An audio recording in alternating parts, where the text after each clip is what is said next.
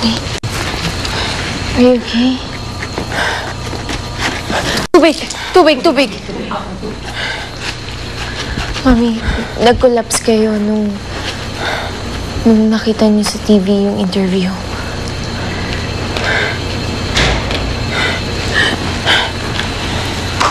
Sino ba naman ang hindi mahihimatay? Para na rin akong hinukaya ng libingan pagkatapos sa siniwalat ng lalaking yun.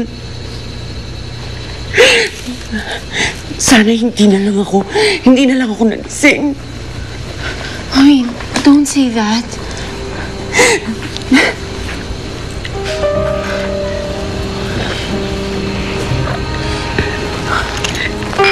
Hindi ko alam, takot na takot ako.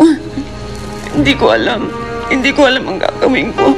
Never in my whole life na natakot ako ng ganito.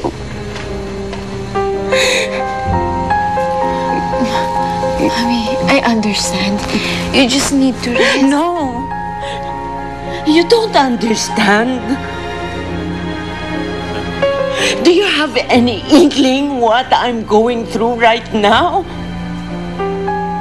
Alam mo ba yung pakiramdam ng inakusahan ka na mamamatay tao ng taong yon on national television?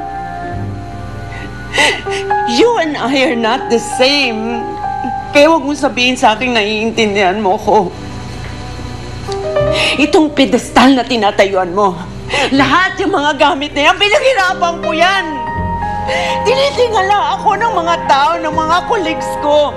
At kung meron mang sisira sa akin, sa tingin ng tao, yun ang kasiraan ng buhay ko. My reputation is my life. Ayokong sirahin to. April, ayoko masira ito.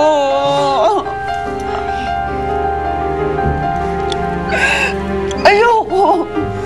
Hindi, Mami. Diba sinabi ko naman sa inyo, nagagawa ko ng paraan. Walang magbabago, Mami. Magpapatawag ako ng press. Ididinay ko lahat ng sinasabi ni Jordan sa atin. Kaya huwag na kayo mag-isip, Mami, ha? Walang mawawala sa inyo. Kaya natin to. Kakayanin natin tong dalawa. Nandito lang ako lagi sa tabi mo. Hindi kita iiwan, Ma. Hindi kita iiwan.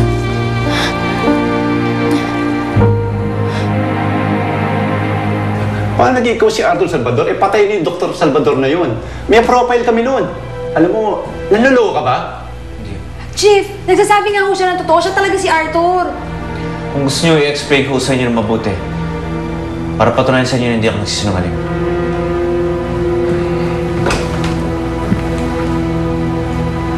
Ampil, handa mga interrogation room, ha? Salamat. Sumunod ka sa akin. Doon tayo sa interrogation room mag-usap. Gusto ko madinig ang lahat. Arthur, sandali. Kausapin lang kita saglit. Ginagawa mo? Bakit may papahamak ka sarili mo? Mas gusto ko nang ako gumawa nito kaysa ikaw. Viv, hindi ka dapat napapahamak ng dahil lang sa akin. Alam ko kung bakit nandito ka. Para itama mga mali. Alam ko malaki kasalanan namin ni April sa'yo. Kaya kailangan namin magbayad. Kusa ako nagpunta rito para hindi ka na mahirapan. Sinusuplong ko na sarili ko para lang sa aming dalawa. Dahil yun ang tama. Dahil dapat noon ko pa ginawa to.